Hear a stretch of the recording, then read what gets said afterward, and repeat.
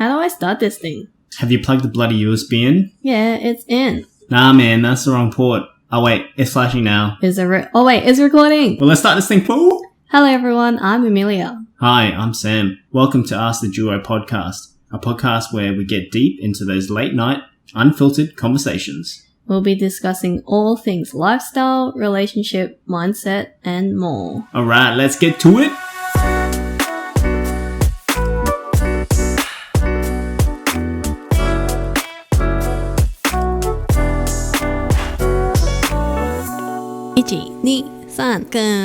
Welcome back, everyone. Welcome back.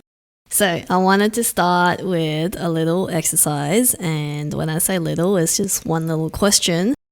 So tell me a little bit about yourself. My name is Sam, and I am a mobile banker. Is that it? Yep. Cool. Yeah, but that's what I wanted to get you to do, because you see how when you introduce yourself or you tell me about yourself, you associated yourself with a professional title? Yes, I know. I do, and that's just the normal way of how I identify myself. Yeah, and I feel like a lot of people do that. Like if you were out at a networking event or you met someone at a party, that's the first question you would usually ask someone. Like either you get asked or you ask someone what do you do, or tell me a little bit about yourself. You're usually like, this is my name, this is what I do. And that's like an identification that you associate yourself with. Yeah.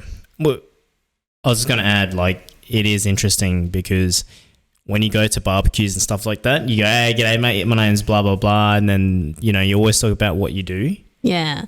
So I wanted to ask you, why do you think people associate themselves to a title as opposed to what they advocate for or a bigger purpose behind what they do?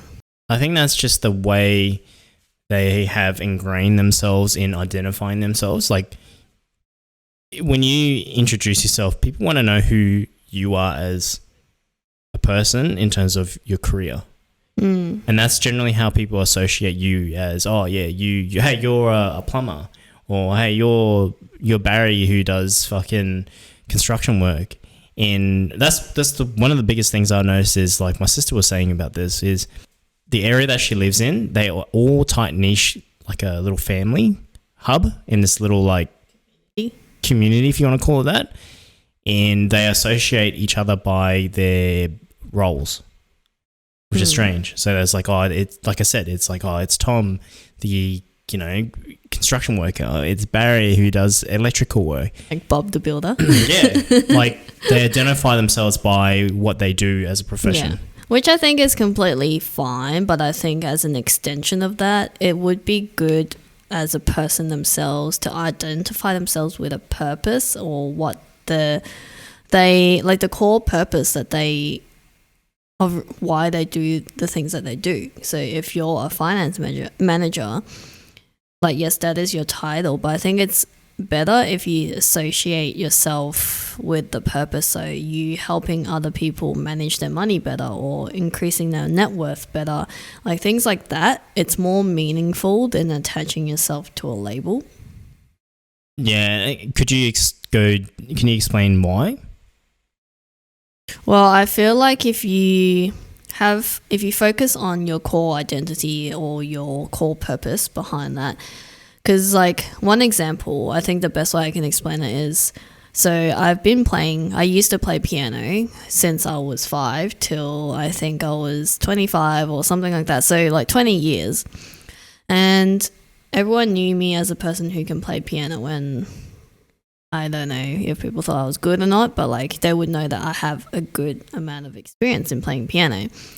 And at one stage, uni got a lot. I had to work as well, and practicing piano was just not my priority anymore, and I just can't find the time to do it. And I had to consider whether or not I should just stop playing piano now. And everyone, including myself, I've labeled myself as a person who people would know that, yeah, I can play music, I can play piano. And if I was to stop that, I felt a bit lost. It's does that mean people can't come to me to be like, hey, can I get you to play the song for me at my birthday? Or Like they can't come to me to ask for piano advice or music advice and things like that. So now, because I've attached myself to this identity that people know me as a piano player or pianist, I've lost myself. So that's why I think if you find like a deeper purpose or a deeper meaning behind that, you can essentially keep growing and keep going in life, as opposed to you just identifying yourself to one thing. And that actually makes a lot of sense when you put it that way. The meaning and the train of thought is much deeper than the surface level. Surface level meaning this is your position, this is your role, this is who you are, this is who you identify yourself. Thinking deeper is, okay, well, what's your purpose of doing that or being in that industry? Right? Yeah. And I think these labels, from what I'm trying to explain as best as I can, is these labels are more external labels that a society would categorize you in. Whereas if you find a core purpose or core goal or something that you're working towards, this is something from within. Like this is you from the inside shining outwards.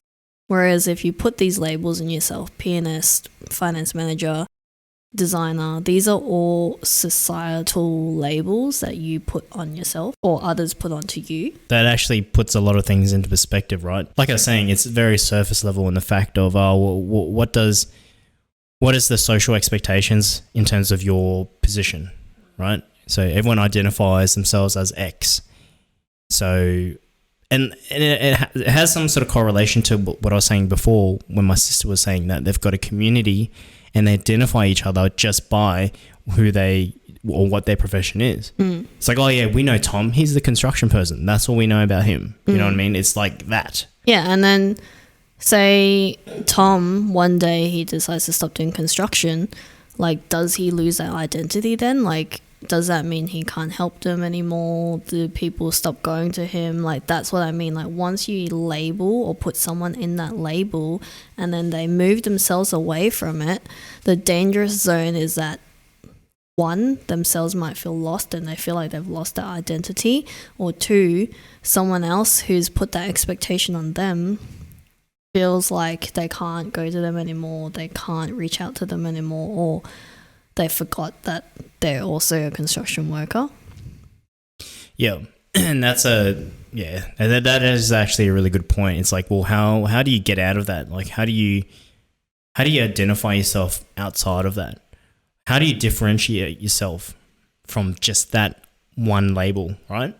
Which like leads to this definition that you found online, which I think was really helpful in explaining that and why how you label yourself and others really matter. Yeah, I thought this was really interesting because I was strolling Google, as you do. Strolling Google. Strolling the Googs. There was this blog and they've defined what the definition is of labels. So here it says, labels can shape expectations that are set for other people, creating stereotypes. Yeah, which is, quite true, which is kind of what we were saying, like that's a stereotype. Yep. These stereotypes can result in unrealistic expectations or expecting less from someone despite what they are capable of. And they've given an example. Someone who can expect a person who is Asian to be good at math, even if they aren't. Yeah, that's actually a really good one. So I thought that was a really good one because I resonate with that real hard. You're good at maths. No, I'm not. Come on. Well, yeah. And then, this obviously leads, this could also lead to someone to think that a person who is disabled can't have a job. Yeah, which I think this is a really good example, the disability one. So I was watching this channel on YouTube called How to Be Happy, and he did make that topic, how you label someone matters, because the example that he gave was like, if a doctor was diagnosing someone and said that you have depression, you now have put that person in this label and they might think that this is what I have for life, this is what I'm stuck with, and I'm a person with depression, as opposed to a doctor who's like, you are prone to depression. It kind of creates a space where you're like, yeah, you have depression or you have these symptoms where you can fall into depression, but you can always work on this and help yourself get out of it. So it's kind of like whether someone labels that on you or you label it yourself. Like someone with a disability, if they're like, yes, I am disabled, they're inclined, or they may not push themselves to go find a job where they may think they might not hire them because they have a disability. But if you think that I'm a person with a disability, but I can still find a job, can still get out there and meet people or find options that can work around the disability, that creates a space where you're still willing to work with what you have, but still grow from that or push yourself out of that zone. Yeah, and this alludes to a pretty important point. It's the mindset behind how you essentially label yourself, right? Because the two examples that you've made just then are essentially the same in some regard, but it's the way, the mindset of defining that is different, right? Yeah. It's basically saying, yeah, you are this, full stop. And then the other one saying, yeah, I am that, but I have other options. Yeah, and then another one that I heard from, I think it was Dr. Maté, which was on Purpose podcast with Jay Shetty. He was saying that different people receive labels differently, and that is quite true. Like if someone has a strong belief or is really confident in their strong core identity, they're not easily swayed or they're not moved by what others are saying, like what they are telling them. Like you see, there's different types of people, like again, using the disability thing. You see people with a disability who are doing Olympic marathons. Like those are the people who have a strong core identity. It's like, yes, I have a disability, but doesn't define me. Like I can still do this, this, and this. Yep. But as opposed to someone who is taking on this label, like, and taking it on and saying that, yes, I am disabled, they don't push themselves out of that, or they feel like they're worried to push themselves out of that. Yeah, and that comes back to what I was saying before. Like that mindset behind labeling is just has a massive impact, and you can tell by the example. It's like the mindset of what people are, like disabled people are doing, whether they are comprehending and understanding that yes, they are disabled, but the other kind or the other side of that is like, yes, I am disabled, but I'm willing to do other things. I'm willing to try and you know, and get myself out there, to not be held down by just, oh, I am disabled. Yeah, and like what I was trying to say is that, yeah, there are labels, there are identities, but don't fully immerse yourself and associate yourself with it so much that becomes you. Like you should be able to use your own strong core goals and purpose to grow from these things. Like you might be this certain identity or label at the current point in time, but you can always either change that or move out of that.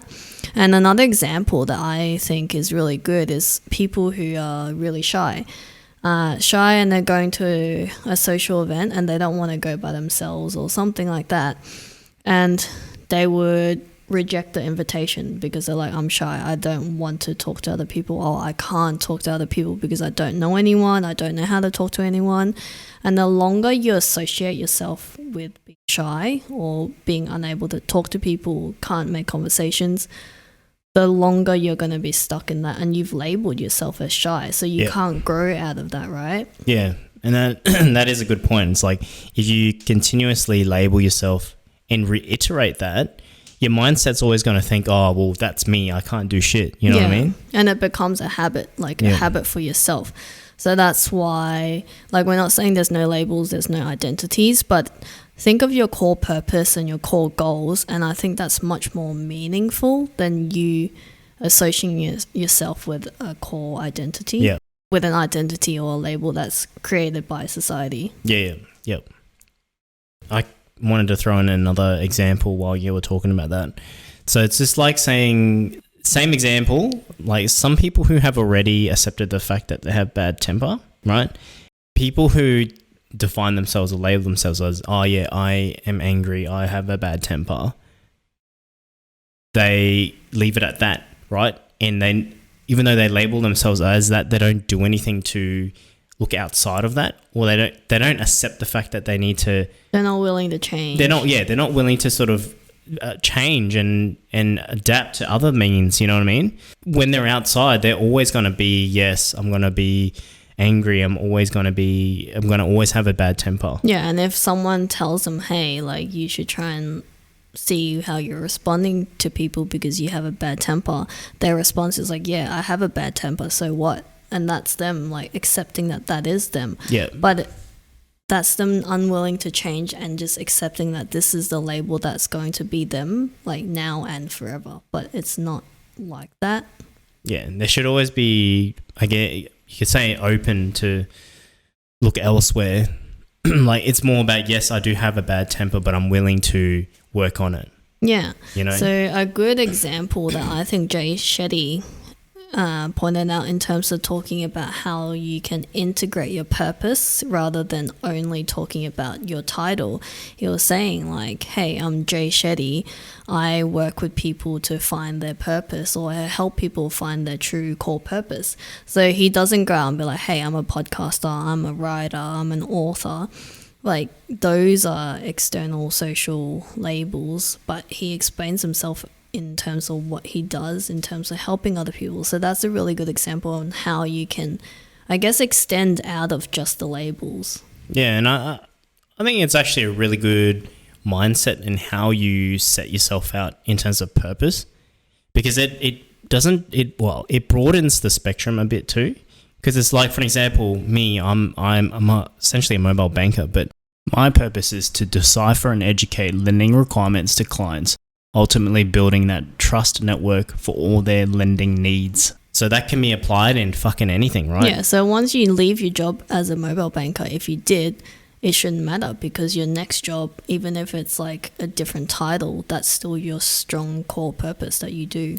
Yeah, exactly. So when you actually think of it like that in terms of your purpose and who you are and how you can apply that to a industry or your role, it opens that mindset of how you can actually think of it and how you can perceive it. So I find that the way that Jay Shetty mentioned and spoke about it, it really makes sense. Like the way he articulated it, I didn't even think of it before that. You know what I mean? Like I didn't think of it that way. Yeah. But yeah, keep going. I think when I gave that initial example of saying how you introduce yourself, you're Sam and you're a mobile banker, I think also because you're at a social event, it's easier to just group it all under an identity. But I think it's also helpful if you extend yourself outside of that and explain, like add to it and be like, but this is what I do. Like I'm a mobile banker looking to help people build better finances or something like that. Like that's more meaningful. Yeah. Yeah, and it makes sense when you actually put it in that way, you know what I mean? Yeah, so like this whole conversation is just more about being more mindful on how you label yourself or label others. Like it is something that does happen, especially when you're in social, like the social situation, social norms and all that kind of stuff. But also it's important to just find your core purpose, because your purpose is more important than your identities and the labels. Yeah, and on top of that, it's understanding what your purpose is, right, first and foremost, but the mindset behind it, because the mindset's what's going to dictate how you comprehend what your label is or what your purpose is, and working with that. Because I think if your mindset is right, if you know that you've got a bad, let's say you've tempered, right? Like for an example, you got a bad temper. Yes, I've got a bad temper, but I'm willing to work on that. To have that kind of mindset, as opposed to saying, I just have a bad temper, that's it. You know, that mindset's what's going to actually help you grow. Yeah, a way to see that as well. If someone came up to me and be like, hey, Sam, you've got a bad temper, rather than being like, yeah, that's just how I am, and be like, okay, yeah, thanks for letting me know. So how can I work on this? Like, how do you think I can change this? Like, be open-minded. Yeah, 100%. Yeah, so this last example I think I'll throw in, a lot of examples this episode. This is a personal one that I can really relate to, is a lot of people, including myself, I used to label myself as a really quiet person, which I am. Like, I am a quiet person. But it's like thinking, how much do you want to believe in this and how much do you want to actually set this as your label? So for me, I challenge this label because I don't want to be seen as quiet, like the quiet one, the one who's shy, who doesn't want to talk all the time. Like, I push myself out of that, and I think, how do I become more sociable when I go into a new place, like a new job, a new club that I've joined, new gym? Like, how do I move myself out of that? So that's another example, is just like, you have these labels, you acknowledge it, and you think, do you want to change that or do you want to keep that? And for me, I wanted to change that because that's not something that I wanted to stay in. And that's, again, the longer you stay in that, the more it becomes a habit that's who you are. For me, I think you could probably consider me as quiet, like when initially, but I like that. I like to troll. I like to appear as if I'm quiet, but when you get to actually know me and I open up, I'm totally opposite. Yeah, like I'm the same.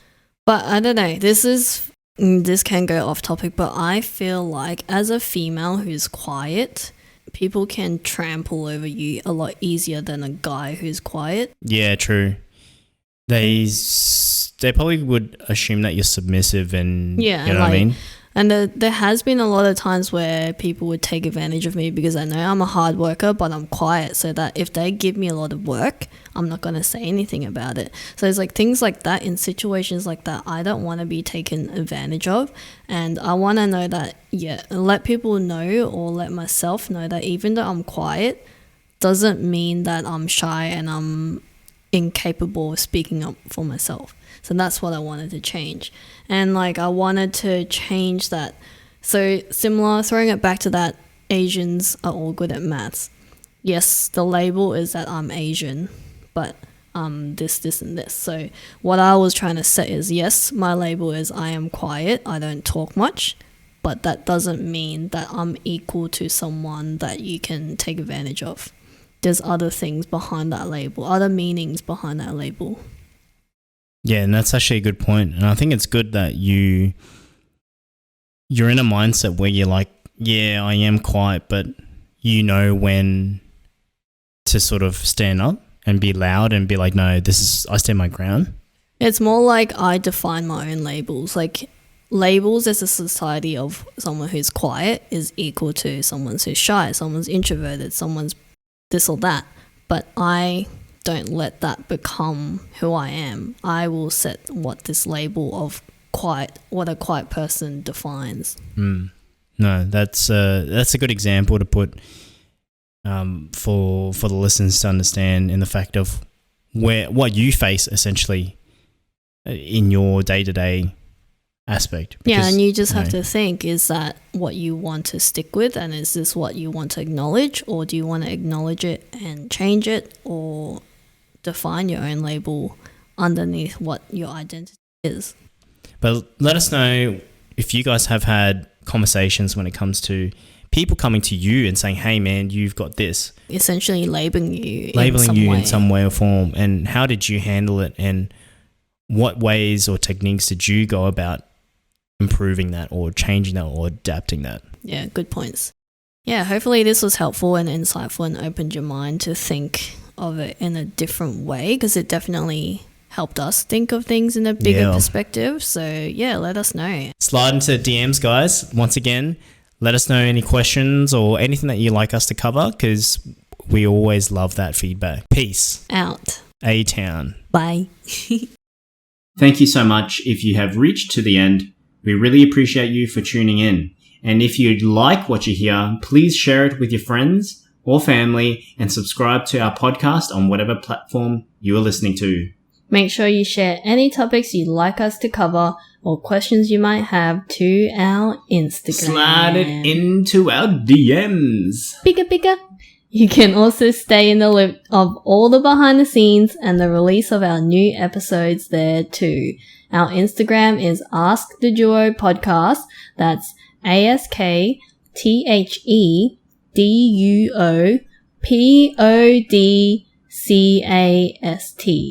Man, feels like I'm in a spelling bee competition right now. Alright, that's it for now, and we'll see you back here for our next episode. Bye! See ya!